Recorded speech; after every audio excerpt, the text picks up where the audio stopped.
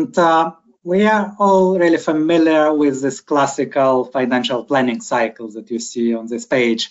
Every year in the summer, we use a format of profit and loss account statement, and we prepare a 3 or 5 year strategic plan.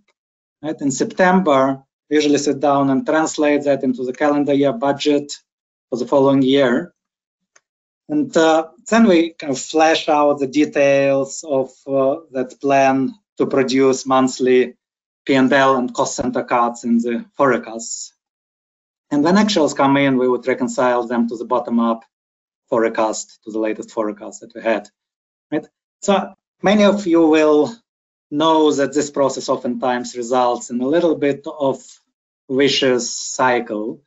We have an optimistic hockey stick in our strategic assumptions or in our budgeting assumptions, and then we get a little bit surprised when this optimism does not translate into the actuals, and then we kind of try to recover the lack of growth behind our assumptions by cost-saving measures, really, which are never beneficial for organization. So now we're all aware of examples how the world has changed over the last couple of years. And for all those of us who prepare calendarized budgets, which is the majority of us, let us just think back to what we planned 2021 to be in the beginning of that year and where last year ended on those parameters. And then we're just 2.5 months into 2022, and let us try to tie any of our macro budgeting assumptions to the current reality, and I'm sure it will be very difficult for the majority of us. Now, with this volatile environment, many of us are coming to a conclusion that a little bit more of a continuous loop and connection between strategy and operational parameters is a better solution. So on the next slide, you will see how in my company we translated this insight into the concept of strategic dashboards. So we started developing this kind of top-down framework, which consists of 2 simple pages. One simple page is a strategic growth map, which has maximum 2 dimensions and identifies maybe customer segments and intersections with product segments in which we want to generate the majority of our growth. And then we develop an investment map, which indicates where we want to invest along those same dimensions as those dimensions on the growth map. Now, once these 2 maps are established, we would bring in the key functional stakeholders to agree how these strategic dimensions would translate into their functional priorities. And then we would develop what we call the functional dashboards. And each of the functional dashboards is, again, a maximum of 2-dimensional table, which is focused on key operational KPIs, which are under the control of the respective function. And we run this set of dashboards, this integrated set of dashboards, as a rolling forward-looking process. And we validate the dimensions of those dashboards once in a while. Now, what this once in a while means, it really depends on the parameters which are in the specific dashboard. And that could be, based on our experience, anywhere between 3 months and 2 years to revisit the parameters. Now, on the next slide, we will see that, of course, FP&A plays a key role in this process. Now, FP&A team drives really the discussion to define the dimensions of the strategy map with optimized ROI on the resources, on the investments. And then we ensure that the functional dashboards are aligned to those strategic dimensions, and we do lead the regular reviews. And those reviews are structured as strategy councils, where we discuss, let's say, the top-down picture, and the separate functional reviews for every specific function.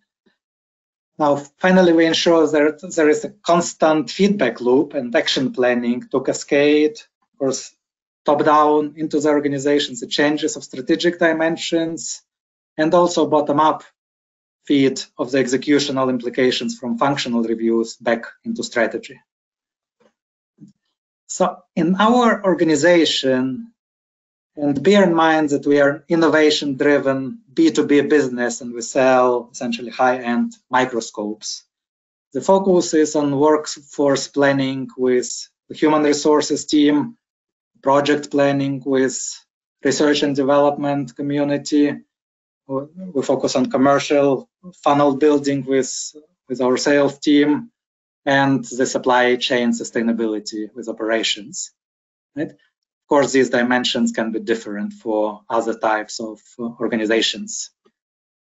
Now, if we move to the next slide, and this is where the increased volatility comes into play, which we're all witnessing, and scenario planning is, of course, becoming much more important component to make this exercise more meaningful. So while it is really important to focus on simple 2 dimensions in the strategic discussions and in the connected functional discussions, it is also imperative to define the risk profiles as a kind of a 3rd dimension and to define the scenario parameters to make the exercise successful beyond the horizon of just several weeks. Right? This is where we are all currently learning to leverage the artificial intelligence.